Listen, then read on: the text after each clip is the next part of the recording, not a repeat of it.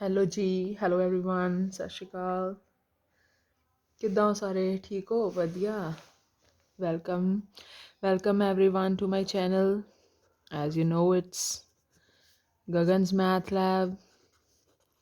Today we are here to learn something about maths. Channel का नाम ही बड़ा interesting है, मैथ लैब। चलिए जी, तो आज हम यहाँ पे कुछ डिस्कस करने के लिए यहाँ आए हैं। तो हम आज डिस्कस करेंगे अपना टॉपिक जो है इंटरेस्ट। ठीक है, तो 8th क्लास स्टूडेंट्स, सबसे पहली चीज़ कि ये इंटरेस्ट होता क्या है, व्हाट इज़ इट। इंटरेस्ट होता है, please tell it to me, अगर आपको पता है तो tell it to me in the comment, और अगर नहीं तो चलिए फिर करते हैं डिस्कस। इंटरेस्ट होता है कि जब हम किसी से कोई चीज़ लेते हैं या किसी से कुछ पैसे लेते हैं यूज़ करने के लिए, तो उसके रिटर्न में हम उसे क्या दे रहे हैं। सो मनी पेड, या फिर कोई चीज़ जो उस चीज़ को यूज़ करने के बदले में हम किसी दूसरे पर्सन को दे रहे हैं, किसी अनदर पर्सन को वो चीज़ दे रहे हैं, तो वो मनी या फिर वो रिटर्न में दी गई चीज़ को हम बोल देते हैं इंटरेस्ट। आपने अपनी लोअर क्लासेस में पढ़ रखा है कि आप लोगों ने सिंपल इंटरेस्ट की बात पढ़ रखी है। सिंपल इंटरेस्ट और कंपाउंड इंटरेस्ट, ये दो तरह के इंटरेस्ट होते हैं। सिंपल इंटरेस्ट आपने अपनी लोअर क्लासेस में पढ़ा था, इसमें मेनली हम जो चीज़ें डिस्कस करते हैं वो होता है, एक होता है प्रिंसिपल, एक होता है रेट, और होता है टाइम। ये तीनों चीज़ें गिवन होती हैं हमें, और इसके बिहाफ पे हम ये सोचते हैं कि ये जो मनी हमने किसी से बोरो करनी है, किसी से लेनी है, या कोई चीज़ लेनी है, क्या हम उसको ले सकते हैं, उसका इंटरेस्ट उसको उसकी विशेस के अकॉर्डिंग दे सकते हैं उसको। अगर तो आपको इस चीज़ की नॉलेज होगी कि सिंपल इंटरेस्ट क्या होता है, कंपाउंड इंटरेस्ट क्या होता है, देन आप इजीली पता लगा सकते हो कि हम इस चीज़ को यूज़ कर सकते हैं, हम इस पैसे को यूज़ कर सकते हैं या नहीं, अगले बंदे की विशेस के अकॉर्डिंग। ठीक है, ये सब चीज़ें डिपेंड करती हैं हमारे प्रिंसिपल पे। प्रिंसिपल मतलब वो अमाउंट जो हमने किसी से लेना है, एंड रेट कौन से कितने परसेंट के अकॉर्डिंग हमें उसकी इंटरेस्ट देनी होगी, और हम कितने टाइम के लिए उसको किसी की चीज़ को यूज़ करने वाले हैं, इस पे ये चीज़ डिपेंड करती है। तो सिंपल इंटरेस्ट जैसे आपने पढ़ा था कि हम लोग फाइंड करते हैं कि principle into rate into time by 100। सबसे पहली चीज़ कि सिंपल इंटरेस्ट और कंपाउंड इंटरेस्ट में फ़र्क क्या है। सिंपल इंटरेस्ट में जैसे मैंने अभी आपको बताया, principle into rate into time over 100 है, तो इसमें हम टोटल मनी के ऊपर एक ही बार में सारा इंटरेस्ट फाइंड आउट कर लेते हैं कि पूरे का पूरा इंटरेस्ट हमने कितना देना है। ठीक है, फिर हम अमाउंट निकाल के देख लेते हैं प्रिंसिपल और सिंपल इंटरेस्ट को ऐड करके कि ये जो पूरा पैसा है ये मैंने किसी को रिटर्न करना है। लेकिन कंपाउंड इंटरेस्ट जो हमारा आज का टॉपिक है, कंपाउंड इंटरेस्ट, वो क्या होता है, वो होता है कि यहाँ पे भी हमारे पास प्रिंसिपल होता है, रेट होता है, टाइम होता है, लेकिन इसमें क्या होता है कि इसमें पहले साल में जब हम अपना इंटरेस्ट निकालते हैं तो वो जो इंटरेस्ट है वो प्रिंसिपल में ऐड हो जाता है, और अगले साल के लिए फिर वो सेकंड ईयर के लिए ये जो यहाँ का अमाउंट है वो हमारा प्रिंसिपल में कन्वर्ट हो जाता है कंपाउंड इंटरेस्ट में। ठीक है जी, जैसे मान लीजिए अगर 1 लाख रुपीज़ मैंने किसी से लिए हैं और मैंने 10% के अकॉर्डिंग लिए हैं 2 ईयर्स के लिए, तो क्या होगा कि जब मैं इसका फर्स्ट ईयर का इंटरेस्ट निकालूंगी तो वो बिल्कुल सेम फार्मूला यूज़ करके P/R/T/100 करके ये आएगा मेरे पास 1 लाख इंटू 10/1। इसमें हम 1 ईयर लेके चलते हैं बाय 100। तो जब इसको सॉल्व किया जाएगा इट्स आंसर विल बी 1000। तो ये जो 1000 है, 1 लाख ये वाला और ये वाला 1000 है, ये दोनों ऐड होके हो जाएंगे 1 लाख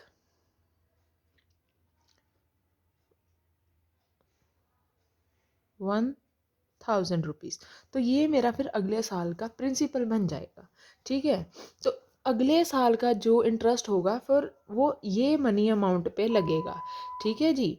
सो that is the difference between this. इसमें हम एक ही बार में सिंपल इंटरेस्ट एक ही बार में इंटरेस्ट निकाल लेते हैं और पूरे जितना टाइम होता है उस पूरे टाइम का एक ही बार में हमें पता चल जाता है कि ये टोटल अमाउंट हमने देना है। और यहाँ हर ईयर वही इंटरेस्ट हमारे प्रिंसिपल में ऐड होके हमारा जो प्रिंसिपल है वो इंक्रीज़ होता है। तो बेसिकली ये हमारा डिफरेंस है। फर्स्ट ऑफ ऑल हम इसी के इस बेसिक को क्लियर करने के लिए कुछ क्वेश्चंस सॉल्व करेंगे, ठीक है जी। देन हम देखेंगे कि फिर एग्जैक्ट वे क्या है उस सम्स को निकालने का और इस चीज़ को शॉर्टली फाइंड आउट करने का। चलिए करते हैं कुछ क्वेश्चंस। जैसे कि यहाँ आप देख ही सकते हैं कि फाइंड, पहला क्वेश्चन है find the compound interest on ₹2500 for 2 years eight a 10% per annum. अब देखिए अगर मैंने यहाँ निकालना है अपना कंपाउंड इंटरेस्ट तो मैं सबसे पहले बेसिक वे की बात करने वाली हूँ कि बेसिक वे क्या है हमारा। इसमें हमारा गिवन जो प्रिंसिपल है जो फर्स्ट ईयर के लिए है, बहुत छोटे से अमाउंट के साथ हम शुरू कर रहे हैं 2500, रेट है 10% और टाइम हमें दिया हुआ है 2 years। अब ये हमने 1 ईयर करके निकालना है बिकॉज मैंने आपको पहले भी समझा रखा था कि ये कंपाउंड इंटरेस्ट है, हर साल के बाद इसमें इंटरेस्ट फाइंड आउट किया जाता है। सो हर साल का अलग अलग होगा, सो इसमें टाइम जो फिल किया जाएगा वो 1 ईयर ही होगा, ठीक है जी। So interest for a first year will be P into R into T using the same formula, ठीक है जी। what is the principal? 2500, rate is a 10, time is as I have said 1 all the time, over 100, 2 zeros will cut 2 0, so I will get the answer 250। मतलब 250 rupees जो है वो मेरा interest है first year के लिए। अब ये जो इंटरेस्ट है इसके बाद हमने फाइंड आउट करना है अमाउंट। अमाउंट क्या होगा? ये प्रिंसिपल प्लस इंटरेस्ट, 2500 प्लस 250, सो ये हुआ 2750। मतलब अब ये जो अमाउंट होगा, जैसे मैंने आपको पहले भी बताया था कि ये जो अमाउंट निकलता है फर्स्ट ईयर का ये होता है principle of the second year. So principle for second year is now change 2750, rate वही रहेगा, टाइम फिर वही 1। So interest for a second year now, ये क्या होगा? इंटरेस्ट जो है सेकंड साल का, फिर वही फॉर्मूला यूज़ करेंगे P into R into T, but यहाँ पर प्रिंसिपल अब हो गया change.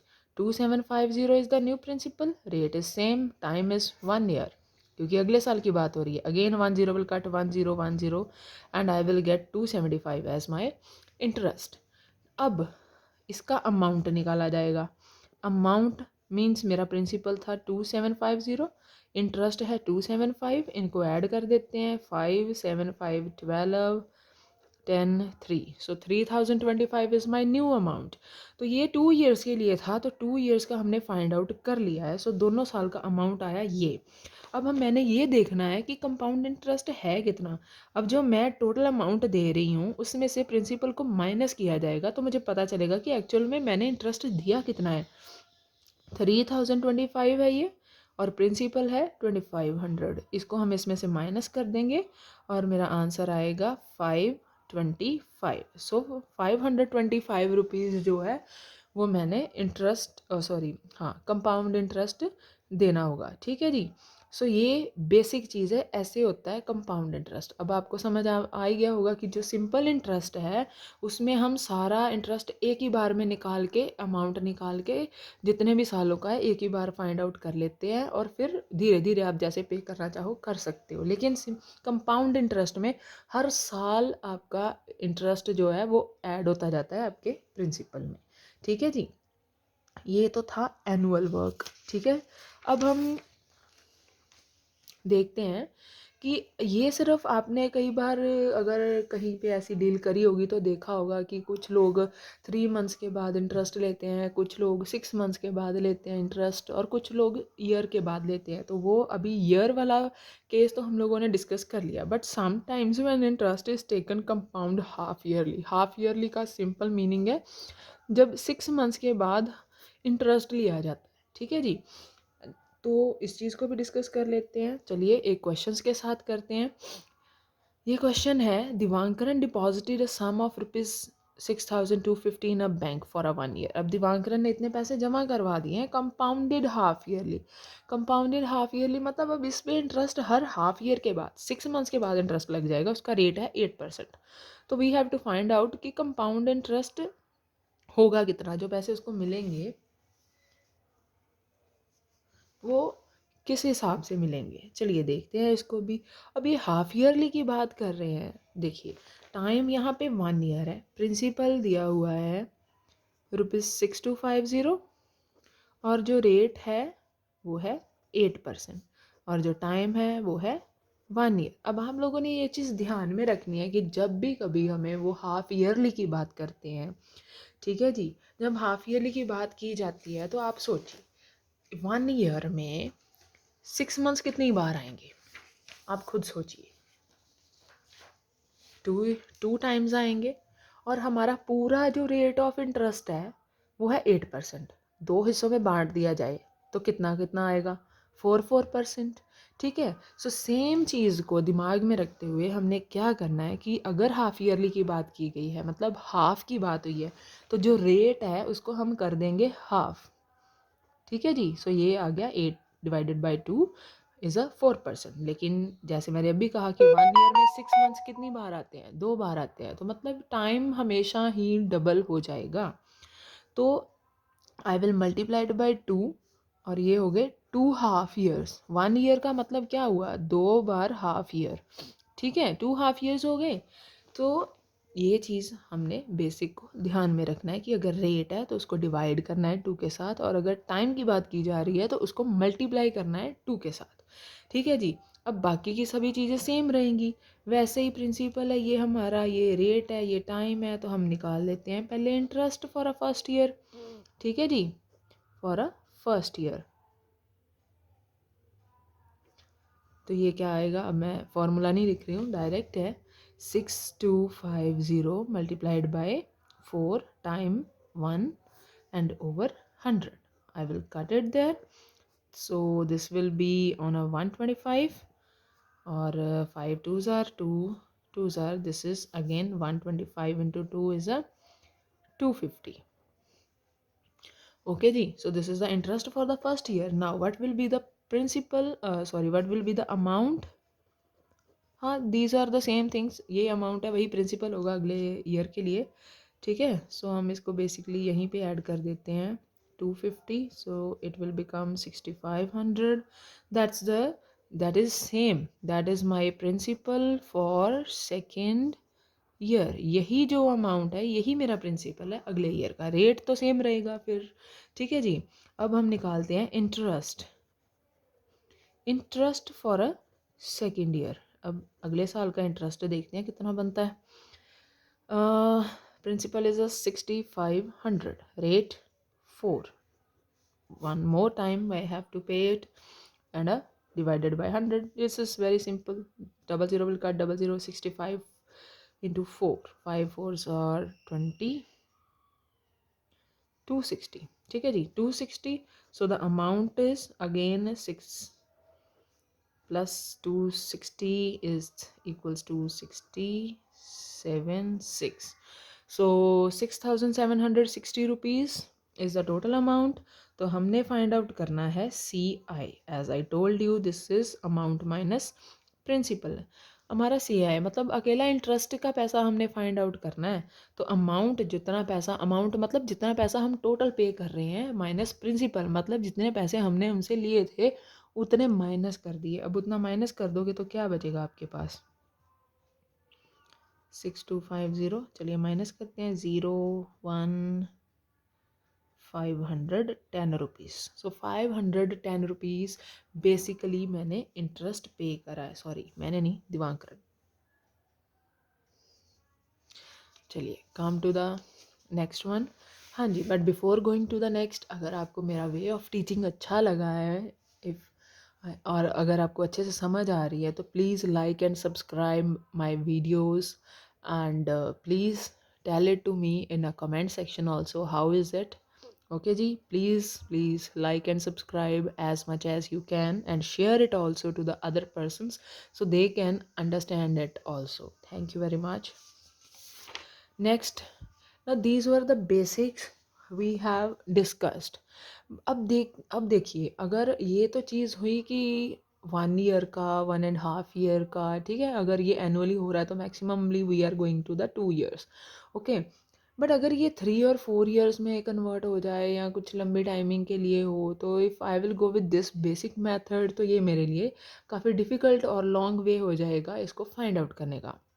So now we will discuss a formula which will give us a shortcut to solve these questions. Okay ji.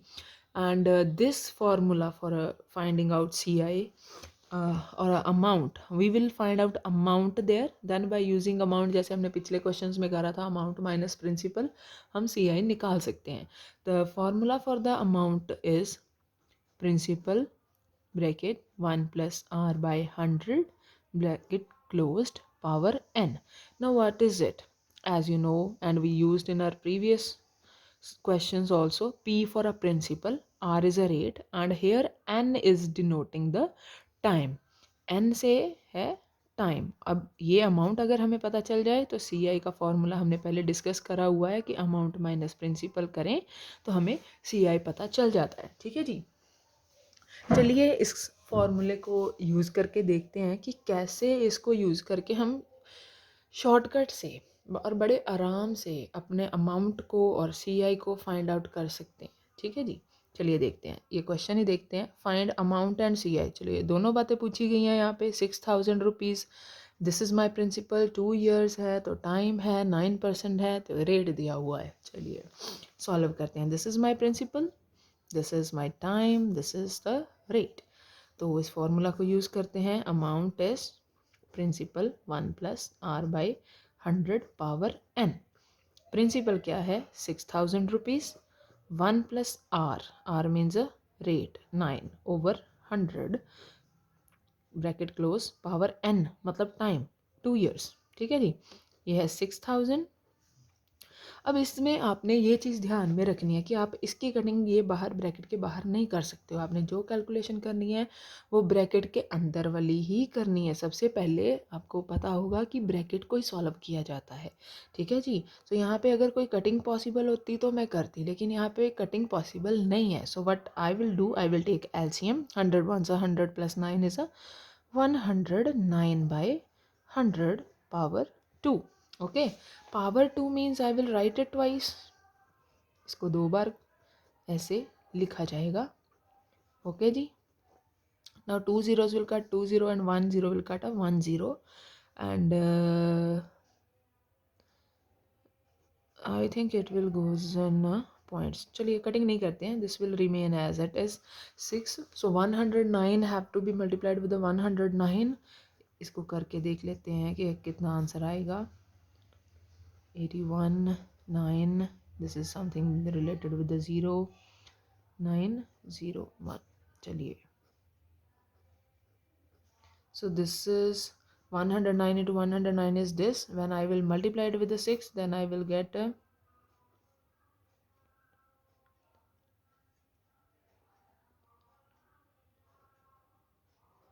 this is 71286 over 10. Over 10 means this will convert it into decimals. So this is, अब आप देख सकते हैं कितना easily इतनी जो calculation है वो बड़े आराम से हमने अमाउंट फाइंड कर लिया है. पहले नहीं तो हमें कितनी सारी चीज़ें फाइंड करनी पड़ती थी, लेकिन चलिए वो भी ज़रूरी था हमारे बेसिक को क्लियर करने के लिए. लेकिन the most used thing is this. हम जब भी हमने सी आई निकालना होता है तो हम यही फार्मूला अमाउंट का यूज़ करके यही फार्मूला को यूज़ करके इसको सॉल्व करते हैं मोस्ट प्रॉबेबली. ठीक है जी. So now you can keep it in your mind कि amount is equals to principal bracket में 1 plus R by 100 power n. ठीक है जी. अब चलिए इससे सी आई भी आप फाइंड आउट कर सकते हैं इजीली. अमाउंट माइनस प्रिंसिपल करके अमाउंट है 7128.6 minus 6,000 rupees.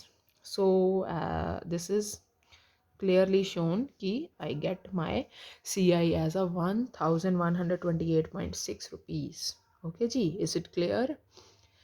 Please like and subscribe. As I usually say, it is my Guru Dakshina there. So do it please. Hurry up. चलिए अब कुछ और केसेस डिस्कस करते हैं इसके, कि अब ये हमने ये तो सीख लिया कि कंपाउंड एनुअली जब हम चल रहे हैं तो अमाउंट कैसे निकालना है, लेकिन इसमें बड़ी सारी सिचुएशंस हमें फेस करनी पड़ती हैं। कभी कभार होता है कि हमारा टाइम फ्रैक्शन में चला जाता है, कभी कभार होता है कि हर साल का जो इंटरेस्ट का रेट है वो चेंज हो जाता है। तो ऐसी चीज़ों के साथ भी अब हमने देखना है कि कैसे डील किया जाए। ठीक है जी। जब ऐसी चीज़ें हमारे, और ये एक चीज़ है जो हम हमारी रियल लाइफ में यूज़ होने वाली है, तो ये सिर्फ ये नहीं है कि हम बस ये कर रहे हैं बुक के लिए कर रहे हैं।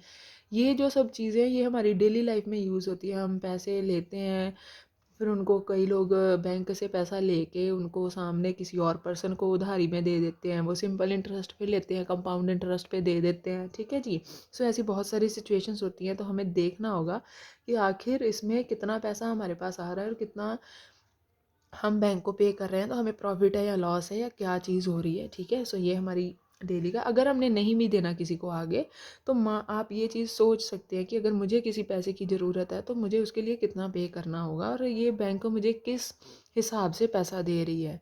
ठीक है जी। सो इन सभी डिफरेंट डिफरेंट सिचुएशंस को हैंडल करने के लिए हम ये चीज़ सीखते हैं। चलिए कुछ आगे और सीखते हैं। When rates are different for a different year, yes ये बड़ा इंपॉर्टेंट एक चीज़ है कि जब हर साल का रेट ऑफ इंटरेस्ट चेंज हो रहा है, अब पहले साल में कोई और रेट पे चल रहा है, दूसरे ईयर में किसी और रेट पे चल रहा है, जैसे इस क्वेश्चन में ही है। देखिए, find the amount, we have to find amount. अब हमें सी नहीं निकालना है, सिर्फ अमाउंट पता करना है कि टोटल पैसे हमने कितने देने हैं। Of rupees 8,000 for a 2 year compounded annually and a rates being 9% per annum during the first year. First year में जो हमारा रेट है वो 9% है और 10% per annum during the second year. तो सेकेंड ईयर में यही रेट हमारा जो है वो 10% है। ठीक है जी। अब रेट तो अलग अलग हैं, तो अब हम आर की वैल्यू क्या दो बार करके फिल करेंगे? नहीं जी। हम इसको एक नए वे से करेंगे। अगर ऐसी सिचुएशन आ जाए जहाँ पर हमारे पास दो दो रेट्स आ जाएं, तो हमने क्या करना है, अमाउंट के लिए हम फॉर्मूले में थोड़ी सी चेंजेस कर देंगे। Principal will be principal. यहाँ हम लिखते थे 1+r/100 की पावर n। अब n की पावर करेंगे नहीं क्योंकि ये तो 1 ईयर की अलग अलग हो रही है। ठीक है। So that power will be 1, तो 1 लिखो या ना लिखो कोई फ़र्क नहीं पड़ता। ठीक है। So that rate will be first rate. तो दूसरे साल का जो रेट है उसके अकॉर्डिंग हम एक और ब्रैकेट इसके साथ लिख देंगे। ये फॉर्मूला होता है अगर हमने अमाउंट निकालना हो डिफरेंट डिफरेंट ईयर्स का डिफरेंट डिफरेंट रेट्स के साथ। ओके जी। अगर सपोज़ यहाँ मेरे पास थी 2 years की बात कर रहे थे तो मैंने R2 तक गई। अगर मेरे पास कोई 3 years की बात हो रही होती तो मैंने यहाँ पे एक और बार 1+R3/100 ऐसे करके नया एक और लिख देना था। अगर 4 की ज़रूरत होती तो एक और आ जाता, लेकिन यहाँ पे मुझे सिर्फ 2 years की बात की गई है, तो हम बस यहीं तक काम करेंगे, ये मेरे यूज़ का नहीं है। ठीक है जी। So now we will fill the values there and find out the amount. Principal is given 8,000 and 1+R1, मतलब R1 मीन्स फर्स्ट ईयर का जो रेट ऑफ इंटरेस्ट है 9/100 and next is R2 means 10 means second year का rate. Okay जी, over 100। Now we will solve, zero will cut zero. इसको पहले हम solve करेंगे फिर कटिंग करनी है। ओके जैसे मैंने आपको पहले भी बताया था, 8,000 है, 100 + 9 is 109/100 into, now this will become 10 ones are 10 and 1 11/10, 2 zeros and 1 zero, 3 zeros will cut 3 zero. Okay जी, 11 8s are 88 will be multiplied with the 109. So 109 को मल्टीप्लाई करते हैं 88 से, so this will be same. So I get the answer 9592. So this is the total amount to be paid. Okay ji, this is how we find out the compound interest or amount for a 2 years when rates are given with the different percentages. Yes ये तो था अलग अलग percentage हर साल की। ठीक है। अब हम बात करते हैं कि अगर टाइम ही फ्रैक्शन में हो जाए तो क्या करना है। ठीक है, ये भी अब दिक्कत हो जाती है ना अगर टाइम फ्रैक्शन में आ जाए, क्योंकि हर कोई पूरे पूरे साल के लिए तो पैसा लेगा नहीं, कोई क्वार्टरली लेता है, कोई हाफ ईयरली लेता है, ये हमने पहले डिस्कस करा हुआ है। तो देखते हैं, चलिए ये जो क्वेश्चन है यहाँ पे, ये है find C I on a 9,000 rupees for 2 year 4 months at a 10% per annum. देखिए अभी जैसे मैं आपसे बात कर रही थी कि अगर हमने फाइंड आउट करना है C I on a 9,000 rupees for a 2 year 4 month, अब पूरे साल की तो बात हो ही नहीं रही है, ठीक है, या तो कंप्लीट अभी तक हमने जो सम किए या तो वो पूरे 2 ईयर्स के लिए थे या 3 ईयर्स के लिए, अब यहाँ एक मंथली कुछ ऐड हो रहा है। तो यहाँ पे प्रिंसिपल तो बड़ा क्लियर है कि 9,000 है, ठीक है जी, रेट का भी बहुत क्लियर है कि 10% चल रहा है। तो टाइम का इशू थोड़ा सा है कि ये 2 ईयर्स और 4 मंथ्स की बात कर रहे हैं। अब हम क्या करेंगे, ये जो 4 मंथ है इसको भी हम ईयर में चेंज कर देते हैं। ये कैसे चेंज होगा, हम इसको लिख देते हैं 2+4, ये ओवर 12 कर देंगे तो ये भी ईयर में कन्वर्ट हो जाएगा, ठीक है जी। 4 1 4 और ये हुआ 3, सो इट विल बिकम 2:1/3 ईयर्स। तो इसको हमने ये ईयर में कन्वर्ट कर दिया, ठीक है जी। अब देखिए ये एक मिक्स्ड फ्रैक्शन की फॉर्म में आ गया। जब हमारे पास ये सिचुएशन आ जाए कि हमारा जो टाइम है वो फ्रैक्शन में आ जाए, तो हमने क्या करना है। अब आप इसे ज़रा ध्यान से सुनिए कि हमने कैसे इसका अमाउंट फाइंड करना है। इसका अमाउंट फाइंड आउट करने के लिए बिल्कुल उसी तरह से जैसे हम पहले अपना फार्मूला लिखते हैं 1+r/100 ठीक है। ये जो n है, ये n एक नेचुरल नंबर है। नेचुरल नंबर मतलब इसमें से हम जो नेचुरल नंबर 2 है वो उठा लेंगे। ये जो हमारी फ्रैक्शन आती है इसको हम यहाँ पे इसके साथ मल्टीप्लाई कर देंगे। यहाँ पे जैसे ये 1/3 है, 1+r/100 लिख के इसको 1/3 से मल्टीप्लाई कर दिया जाएगा। ऐसे सिचुएशंस में हम अमाउंट निकालते हैं एस, ठीक है जी। जब टाइम फ्रैक्शन में आए हमने क्या करना है, ये इसका एक नेचुरल नंबर की तरह आ रहा है, ये जो फ्रैक्शन है इसको सेपरेट कर देंगे, 2 अलग हो जाएगा, 1/3 अलग चला जाएगा। इसको बिल्कुल सेम उसी फार्मूला में हमने फिल कर देना और ये जो फ्रैक्शन है इसको रेट के साथ मल्टीप्लाई कर देना है, बस, ठीक है जी। Now we will fill the values. This is a 9,000, 1 plus rate is a 10/100, जो नेचुरल नंबर है वो था 2, और अब 1 प्लस 10/100 और इसको हमने इसके साथ मल्टीप्लाई कर दिया 1/3, ठीक है। इसको आपने ज़रा ध्यान से करना है कि ये मल्टीप्लाई है, ये प्लस है, 10 will sorry 0 will cut 0। Now we will solve our brackets. 10 1s are 10 1 11/10 power 2 and this is 30, 30 ones are because it is like that, ठीक है जी। 9,000 11/10 पावर 2 है तो 2 बार लिख देते हैं इसको। 31 का 31, 31/10 सॉरी 30, ठीक है। 3 zeros are there so 3 zeros will cut it। 3 3 का 9, ओके। 11 11 आर मल्टीप्लाई करेंगे तो 121 आ जाएगा। 31 को 3 से मल्टीप्लाई करोगे तो 93 आ जाएगा। अब इसको मल्टीप्लाई करके आप अपना आंसर फाइंड आउट कर सकते हैं।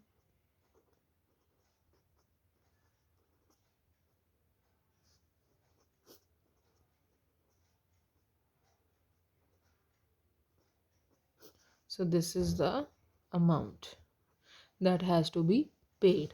और अगर सेम है हमने अपना सी आई निकालना है, जैसे कि उन लोगों ने पूछा कि find C I on this amount, so हम इस अमाउंट में से 9,000 को माइनस कर देंगे। 9,000 माइनस करने का सिंपल मीनिंग है कि 2,253 rupees will be given as a compound interest. Okay जी, समझ में आ रहा है। प्लीज़ मुझे अपने सजेशंस जो हैं वो ज़रूर दीजिएगा कि वे ऑफ टीचिंग के बिहाफ पे कि way of teaching is good. और अगर आपको सीरियसली में गुड लग रहा है तो प्लीज़ लाइक एंड सब्सक्राइब ज़रूर करिएगा प्लीज़। तो यहाँ तक हमने अब तक सीखा कि अगर टाइम फ्रैक्शन में हो या सिंपल हो या हाफ ईयरली है तो कैसे डील करना है। बाकी मैं कुछ और शॉर्टकट भी आपको बताऊंगी जो हाफ ईयरली के और क्वार्टरली के हैं, जो हमने अभी तक डिस्कस नहीं करे हैं, तो वो भी करते हैं। लेकिन इससे पहले हम देखें कि क्या ये सिर्फ हमारे पैसे के लेन देन में ही यूज़ होता है ये फार्मूला, या कहीं और भी। देखिए मैथ्स है, एक चीज़ के लिए तो यूज़ नहीं होगा, हर जगह पे आएगा ये यूज़ होगा, ठीक है। अब ये फार्मूला सिर्फ पैसे के लेन देन में यूज़ नहीं होता है, ये बहुत सारी जगह पे यूज़ होता है। इसीलिए मैंने यहाँ एक क्वेश्चन और ऐड करके रखा हुआ है कि application of that formula of CI, कि इसको और कहाँ यूज़ कर सकते हैं। देखिए, ये सिर्फ पैसे की बात नहीं है, ठीक है। जो ये मेथड है ये नंबरिंग के साथ डील कर रहा है। अब ये सिर्फ पैसा ही इंक्रीज डिक्रीज नहीं होता है, कोई भी चीज़ इंक्रीज हो सकती है, जैसे पॉपुलेशन है, बैक्टीरिया की नंबरिंग है, डिक्रीज भी हो सकती है, पॉपुलेशन डिक्रीज भी हो सकती है। किसी चीज़ का रेट इंक्रीज हो रहा है हर साल, किसी चीज़ का रेट डिक्रीज हो रहा है हर साल। तो ये सारी सिचुएशंस हम इस फॉर्मूला को यूज़ करके सॉल्व कर सकते हैं। मैंने यहाँ एक इसके रिलेटेड क्वेश्चन भी लिख रखा है ताकि आपको इसका यूजेस अच्छे से समझ आए। देखिए, पॉपुलेशन पे इसको कर सकते हैं, ग्रोथिंग रेट, किसी किसी का भी ग्रोथिंग रेट हो सकता है, बैक्टीरिया का, इंसेक्ट्स का, किसी चीज़ का भी। इंक्रीज़ भी हो सकता है, डिक्रीज़ भी, दोनों तरह से हम इसको यूज़ कर सकते हैं। और किसी चीज़ की वैल्यू इंक्रीज़ भी हो सकती है और डेप्रिशिएट भी हो सकती है। वो मशीन, कार, कुछ कुछ घर, प्लॉट, कुछ भी हो सकता है, ठीक है। सो जब भी किसी चीज़ का अमाउंट इंक्रीज़ डिक्रीज़ हो रहा है किसी परसेंटेज के अकॉर्डिंग, तो कुछ ईयर्स में हो रहा है, तो उसको हम इस फार्मूला को यूज़ करके बड़े आराम से फाइंड आउट कर सकते हैं कि आफ्टर दीज मैनी ईयर्स इसकी वैल्यू क्या होगी, या इसका पॉपुलेशन कितनी होगी, या इसका ग्रोथ क्या होगा, ठीक है सब। अब देखिए, इसको थोड़ा रिलेट करके देखते हैं। ये क्वेश्चन यहाँ पे दिया हुआ है, the population of a town is 1,25,000। किसी टाउन की जो पॉपुलेशन जो है वो 1,25,000 है। इट इज़ इंक्रीजिंग, अब ये इंक्रीज हो रही है एट द रेट ऑफ 2% पर P A means per annum. What will be its population after 3 year. हमने पता करना है 3 साल बाद कितनी। अब क्या एक एक बार परसेंटेज फाइंड करके ऐड कर करके निकालेंगे? नहीं ना, हमें पता है कि हर साल बाद ये इंक्रीज़ हो जाएगी, वो उसमें ऐड हो जाएगा। तो ये कंपाउंड इंटरेस्ट के जैसा कॉन्सेप्ट बन रहा है। तो इसी फार्मूला को यूज़ करके इसको हम कहेंगे प्रिंसिपल, ये रेट है, ये टाइम दिया हुआ है, तो इसको यूज़ करके हम निकालेंगे कि आफ्टर 3 ईयर्स पॉपुलेशन होगी कितनी, ठीक है जी। So principal is given 1,25,000, rate 2%, time 3 years, ठीक है। So what will be the total amount after the 3 years. Amount हमने पॉपुलेशन फाइंड करनी है, ये नहीं पूछा उन लोगों ने कि कितना इंक्रीज हुआ।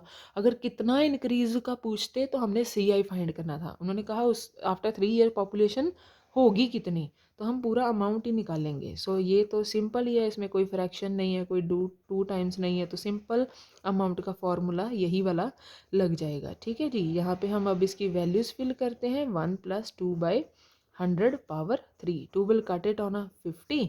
सो ये क्या हो गया, 1,25,000, 50 1s आर 50 एंड 1 51/50। सो इसकी पावर 3 है, तो इसको हम 3 बार भी लिख देंगे, ठीक है जी। अब आप देखिए 3 ज़ीरोज़ हैं, 3 ज़ीरोज़ ने इसको काट दिया। 5 5s are 25, 25 5s are 125 will cut. Okay जी, now we have to multiply these 3 numbers to get the answer. 51 will be multiplied by 51.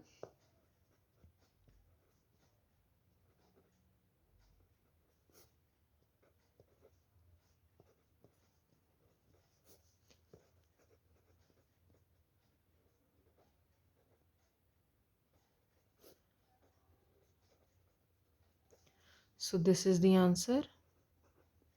After 3 years population will be 1,32,651, ठीक है। सो इस तरह से हम किसी भी सिचुएशन को डील कर सकते हैं। अगर यहाँ पे चलिए एक आध और क्वेश्चन देख लेते हैं इसके रिलेटेड, कुछ और इंक्रीज डिक्रीज होता हो तो।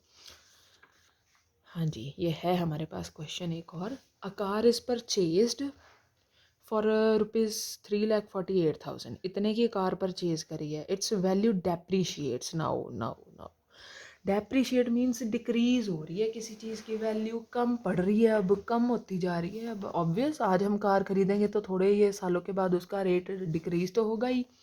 Decreases eight 10% per annum during first year. चलिए, पहले साल में 10% के अकॉर्डिंग डिक्रीज करी, फिर 20% ड्यूरिंग सेकेंड ईयर। हमने ये केस डिस्कस कर रखा है कि अगर अलग अलग रेट ऑफ इंटरेस्ट होंगे तो उसको कैसे डील करना है। बस बिल्कुल उसी वे से, उसी फॉर्मूले को यूज़ करते हुए हमने ये सम अपनी रिक्वायर्ड जो वैल्यू है उसे निकाल लेना है। And what will B it's value after 2 years, और 2 साल के बाद इसकी क्या वैल्यू होगी हमने पता कर लेनी है। लेकिन इसमें इस एक चीज़ का ध्यान रखना पड़ेगा कि वहाँ पे सब जो हमने फाइंड आउट किया वो इंक्रीज़ में था, यहाँ पे डेप्रीशिएट है, कम हो रही है, तो हमने यहाँ रेट को करना है माइनस बस। एक मुद्दे की बात सिर्फ इतनी है कि रेट यहाँ माइनस होगा क्योंकि यहाँ पे वैल्यू हो रही है डिक्रीज किसी चीज़ की। बाकी सब बिल्कुल वैसे ही फाइंड आउट किया जाएगा। अब आप जो मैं बताते जा रही हूँ प्लीज़ अपनी नोटबुक के ऊपर नोट करते चलिए, ठीक है? आपके यूज़ में रहेगा, ये प्रिंसिपल है। हाँ जी, तो मैंने आपको क्या फार्मूला बताया था अमाउंट का, ज़रा प्लीज़ सोचिए 1 मिनट के लिए। हाँ जी, आया दिमाग में? हाँ, पहले प्रिंसिपल फिर आर। अब मैंने कहा था ना कि डेप्रीशिएट है, प्लस की जगह पे माइनस आएगा। फर्स्ट रेट फिर सेकंड रेट, क्योंकि 2 इयर्स की बात हो रही है, ठीक है। प्रिंसिपल है 3,48,000। फर्स्ट ईयर में कितना डिक्रीज है? 10%। सेकंड ईयर में कितना डिक्रीज है? 20। Now we will solve our brackets. अभी के अभी कटिंग नहीं करनी है, ये बात का ध्यान रखना है कि ब्रैकेट्स हमेशा पहले सॉल्व की जाएंगी। 100 माइनस 10 इज़ अ, सॉरी अगर direct 10 minus 1 is a 9 over 10. 0 will cut 0, 2 ones are 5s are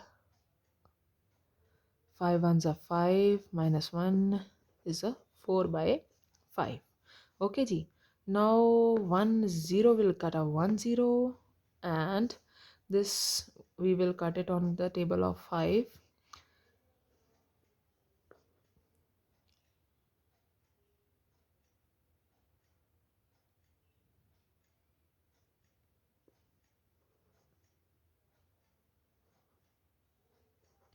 So this is 9 4s are 36. We have to multiply it. Leave 0, we will multiply it with the 6.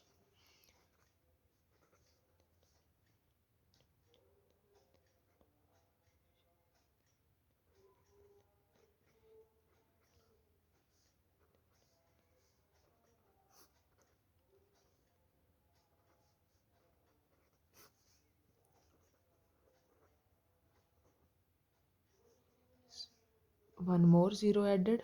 Okay ji. So that means after 2 years the rate of that car will be 2,50,560. अब देखिए, आपने देख ही लिया होगा कि हर अलग अलग situation में कैसे हम इसको यूज़ करके अलग अलग चीज़ का रेट फाइंड आउट कर सकते हैं। ओके जी। सो ये इस चीज़ का, इस फॉर्मूले का यूज़ है और ये बहुत बेनिफिशियल फार्मूला है, बहुत जगह काम आता है अगर हमें ढंग से यूज़ करना आए तो, ठीक है। सो आज आपने सीख ही लिया कि कैसे यूज़ करना है। अब एक और एप्लीकेशन जो हाफ ईयर के अकॉर्डिंग है या क्वार्टरली है, जैसे मैंने आपको कहा था कि हर बार हम 1 साल के लिए इंटरेस्ट नहीं लेते हैं, या हम 6 मंथ्स का इंटरेस्ट भी ले सकते हैं, 3 मंथ्स के अकॉर्डिंग भी ले सकते हैं, जैसे हमने एक क्वेश्चन भी करा हुआ है इसके बेस्ड। तो ऐसी सिचुएशंस में फिर हमने क्या करना है, कैसे करना है, ये चीज़ें भी हम अभी के अभी एक बार देख लेते हैं। जैसे देखिए, अभी मैंने आपसे कहा था कि हाफ़ ईयरली, अगर हाफ़ ईयरली की बात हो रही है तो हाफ़ ईयर्स का मतलब भी बताया था मैंने आपको कि ये इसका मतलब होता है 6 मंथ्स की बात हो रही है, ठीक है जी। क्वार्टरली का मतलब है साल का फोर्थ पार्ट, साल का फोर्थ पार्ट मतलब 12 मंथ्स का फोर्थ पार्ट, ठीक है। अब आप देखिए 12 मंथ्स का फोर्थ पार्ट करोगे 3 आ रहा है तो इट मीन्स 3 मंथ्स। तो 1 क्वार्टर का मतलब जो है वो होता है 3 मंथ्स, और 1 हाफ ईयर का जो मतलब है वो होता है 6 मंथ्स, ठीक है जी। अब हाफ ईयरली वाला केस तो हमने डिस्कस कर लिया था कि जो अगर वहाँ पे जो भी हमारा रेट होगा हम उसको r/2 कर देंगे और जो भी टाइम होगा उसको हम 2 से मल्टीप्लाई कर देंगे। बिल्कुल सेम इसी बिहाफ पे हम क्वार्टरली का जो केस है वो भी ऐसे ही सॉल्व करेंगे। जो कुछ भी रेट दिया होगा उसको हमने कर देना है 4 से डिवाइड, और जो कुछ भी टाइम दिया होगा उसको हमने कर देना है 4 से मल्टीप्लाई। बस सिंपल यही सेम ट्रिक है।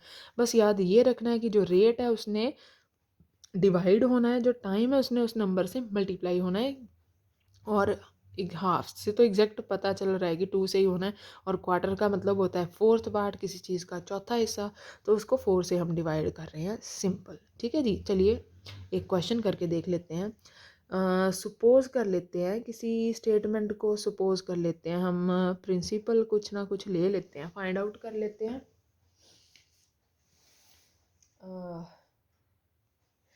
चलिए वही पिछले वाला एक एग्जांपल लेके चलते हैं जो अभी हमने करा 1,25,000 वाला। और उसका जो रेट ऑफ इंटरेस्ट था उसको हम यहाँ पे लेके चलते हैं। ये प्रिंसिपल सपोज कर लिया, रेट ऑफ इंटरेस्ट का कर लेते हैं हम 8%, और टाइम को हम बना लेते हैं, कितना था वहाँ पे, यहाँ पे हम लेके चलते हैं चलिए 9 मंथ्स। ठीक है, अब देखिए हमने कन्वर्शन कैसे करनी है, प्रिंसिपल तो यही रहेगा। तो रेट कैसे आ जाएगा, रेट का अब अगर हम इसको क्वार्टरली सॉल्व कर रहे हैं, तो क्या आएगा, तो इसको हम डिवाइड कर देंगे 4 से, तो ये आ गया 2%। ठीक है जी। तो अगर टाइम की बात की जाए तो टाइम मैंने आपको बोला था ये 9 मंथ्स की बात हो रही है, तो मंथ्स को सबसे पहले हम ईयर में कन्वर्ट करेंगे, 12 के साथ डिवाइड कर दिया ईयर। फिर क्वार्टरली की बात हो रही है तो इसलिए इसको 4 से मल्टीप्लाई भी करना पड़ेगा। अब आप देखिए, ठीक है, तो ये हो गया 4 के टेबल पे 3 पे कटिंग, और इसकी हो गई यहाँ पे फिर से 3 पे कटिंग। ठीक है, तो ये आ गया 3 क्वार्टर्स। तो यहाँ 3 क्वार्टर्स की बात हो रही है, ये रेट जो है ये भी क्वार्टरली में चेंज हो गया, प्रिंसिपल भी। ये सारी कन्वर्शंस करने के बाद अब हमने इसका अमाउंट अगर निकालना है तो फॉर्मूला तो बिल्कुल वही रहेगा, R/100 पावर n। ठीक है जी। तो प्रिंसिपल था 1,25,000 1 प्लस रेट हमने कन्वर्ट कर लिया 2 में, बिल्कुल उसी क्वेश्चन के बिहाफ से निकाल लिया। ठीक है जी। तो टाइम इसका हो गया 3। अब फिर से वही बात हो रही है, ये 2 है, ये 50 है, 1,25,000, एंड ये बन जाएगा 3 टाइम्स ऑफ 51/50। ओके जी। सेम एज जैसे हमने करा था, ये चीज़ इसके साथ बिल्कुल कट हो जाती है। 51 51 और 51 को अगर हम लोग मल्टीप्लाई करें तो इसका आंसर आएगा 1,32,651। ठीक है जी। सो ऐसे हम इस किसी चीज़ का भी अमाउंट निकाल सकते हैं। अगर कोई भी सोल्यूशन पार्ट हमें क्वार्टरली करना होगा, 3 मंथ्स के अकॉर्डिंगली हमें अगर किसी चीज़ का इंटरेस्ट देना पड़ रहा है तो इसको हम इस तरह से फाइंड आउट कर सकते हैं या सॉल्व कर सकते हैं। ओके जी। So these were the all basics actually that were related with the compound interest, its application, और भी बहुत कुछ। ठीक है जी। ऐसे ही मिलते रहेंगे बिल्कुल अपने नए नए टॉपिक्स के साथ, और अलग अलग क्लासेस के टॉपिक्स भी डिस्कस करेंगे। For the time being we are going with it. Okay जी। So please once more I am saying it, please please please like, share and subscribe also. Subscription is the most important thing. All the three things are really important, and for my Guru Dakshina, as you can say, as I said it in all my videos, this is my Guru Dakshina that you can give. If you are learning something in a good way and you want to learn it again, or for the next time also you want to learn it in a very good way, then please like, share and subscribe so that others can also go with it. Thank you very much all of you. Thanks a lot. Love you. Take care.